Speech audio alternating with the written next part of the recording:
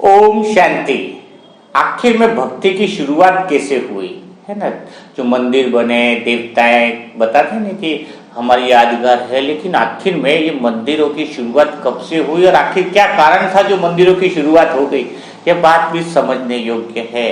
क्योंकि द्वापर युग में तो कहते हैं ना कि शुरुआत में जो थी वो व्यभिचारी भक्ति थी। शुरुआत में अगर देखा जाए तो शुरुआत में भी एक निराकार को ही मानते थे कि परमात्मा कौन है, एक निराकार है और वो ऊपर रहता है। यही शुरुआत में सोच थी।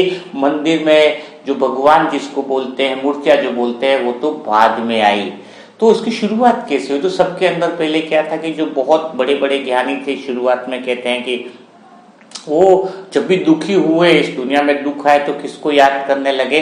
भगवान नाम को कोई जानता नहीं था और वे बेचारे यानी एक की भक्ति करते थे, परमात्मा शिव की। और वो भी कोई मूर्ति नहीं बनी थी। वो एक ही चीज को क्या मानते थे कि भगवान कहाँ रहता है? आसमान में रहता है, ऊपर रहता है, निराकार है। और उसी तरह की बातें चलने लगी। कई बहुत महान आत्माएं भी थी जो लोगों को ये समझाती थी कि भगवान ऊपर रहता है, भगवान बहुत अच्छा है और वो निराकार है।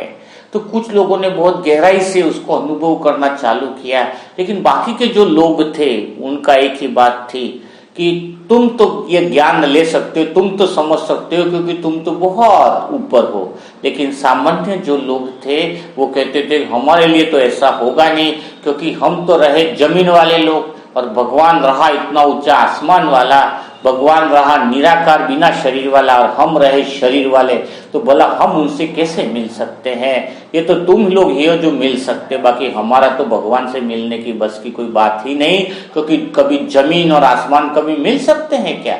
बस वो यह कह के किनारा कर लेते थे। सबकी बस वही बात चलती थी कि कुछ ही लोग थे जो भगवान को निराकार मानकर उसके बारे में बातें करते थे, थोड़ा सा उसको याद करते थे, उसके बारे में गहराई से चलते थे। लेकिन फिर क्या हुआ, जब लोगों को लगा ये तो कर रहे हैं भगवान को याद, लेकिन ऊपर आसमान से ऊपर उनकी बुद्धि न जाने किस किस को याद करके बहुत गहराई वाली बातें कर रहे हैं, अब हम क्या करें, हमारा मन तो ऊपर जा नहीं सकता। तो उन्होंने क्या किया, फिर सोचा कि यार क्यों ना अपना भी कुछ तो सॉल्यूशन निकलना ही चाहिए। तो रहते तो है ना बुद्धि, तीव्र बुद्धि वाली सारी आत्माएं। तो उन्होंने क्या किया कि एक काम करते हैं, भगवान को भी नीचे ले आते हैं, है ना। अब प्रॉब्लम ये थी कि भगवान को नीचे लाएंगे तो वो भी अगर निराकार है तो लफड़ा हो जाएगा। हम रहे शरीरधारी, हो रहा निराकार। तो उसको भी क्या कर दिया उन्होंने, फिर आकार में बना दिया ताकि सबको कह सके कि हम भी भगवान को तो याद करते हैं, हम बहुत भगवान को याद करते हैं और हमारा भगवान रहा सामने। तो जब उन्होंने वही मूर्तियां बनाना जब चालू कर दिया कि भगवान को अपने जैसा कर दिया इन्होंने कि बस ये रही मूर्ति, यही भगवान है हमारा, है ना। अब हमें ऊपर आसमान पे जाने की जरूरत नहीं है, बुद्धि आसमान की तरफ दौड़ाने का झंझट ही खत्म हो गया, है ना। क्योंकि भगवान ही नीचे आ गया तो बुद्धि ऊपर ले जाने का मतलब ही क्या रहा। और उसमें उनको आराम भी लगने लगा, क्योंकि सामने अगर मूर्ति बनाई है तो फिर उनको कोई तकलीफ तो है ही नहीं, उनको कोई परेशानी तो है नहीं, उनको तो कोई ऐसी मेहनत करने की भी जरूरत नहीं है जो बड़े बड़े महात्मा कर रहे थे, शांति से तपस्या में बैठे थे। बोले अब तो उनको तपस्या करने की भी जरूरत नहीं, क्योंकि मंदिर में गए, मूर्ति को हाथ जोड़ दिया और काम इनका। मतलब भगवान का जो ओरिजिनल स्वरूप था, ओरिजिनल पहचान थी, उस अंदर कहीं ना कहीं था कि ऐसा है, बट फिर भी अपना काम सरल करने के लिए, अपनी मेहनत से बचने के लिए और अपने आप को ये प्रूव करने के लिए कि भगवान जो है वो तो हमारा सामने ही है। अब फिर कहानियां भी कई लोग पूछेंगे ना, फिर मूर्ति आखिर में आई कहां से, भगवान कहां से आए? तो फिर बड़े चतुर सुजान लोग थे, उन्होंने कहानियां बनाना चालू कर दिया। ये गणपति जी ऐसे आए, वो वैसे आए, बस अपनी तरफ से वो कहानियां घड़ी हैं इस शास्त्रों के अंदर, जिसको कहें तो भी सोचे कि यार कितनी बड़ी उनकी बुद्धि चली है कहानियों के अंदर भी, है ना। गणेश जी का जन्म, वो पार्वती अंदर बैठी है और गणेश वहां पे मेल से उसका जन्म हो गया गणपति जी का। तो अब क्योंकि लोगों को बताना तो पड़ेगा कि उसने बता दिया कि भगवान मेरे जैसा है, हमारे जैसा ही हाथ कान मुंह वाला है और सामने मंदिर में बैठा है। तो अब पूछेंगे कि भगवान आया कहाँ से, इसका जन्म कहाँ हुआ, चलो नाम भी बता दिया। तो फिर नई कहानियां भी फिर इसी तरीके से जो है वो कई सारी ऐसी कहानियां बनती गई, ऐसी कहानियां बनती गई।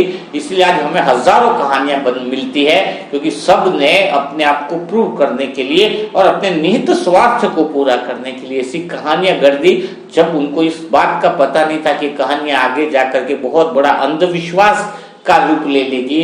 ये कहानियां जो है लोगों के मन की अवस्था को गिरा देगी, लेकिन बिना सोचे समझे बस कहानियां पढ़ते गए। तो लेकिन अभी हमें जागरूक हो जाना चाहिए कि वास्तव में भगवान कौन है। भगवान निराकार है और परमात्मा शिव है, और उसको हम जो ऊपर ही रहता है, परम धाम में ही रहता है, लेकिन इतना भी मुश्किल नहीं है कि हम उसको याद न कर सके, उसको देख न सके। एक्चुअली में भगवान रहता ऊपर है, लेकिन भगवान कहता है कि तुम्हारे मन की स्थिति इतनी ऊंची बना लो कि मैं तुम्हारे पास आ जाऊं, है ना।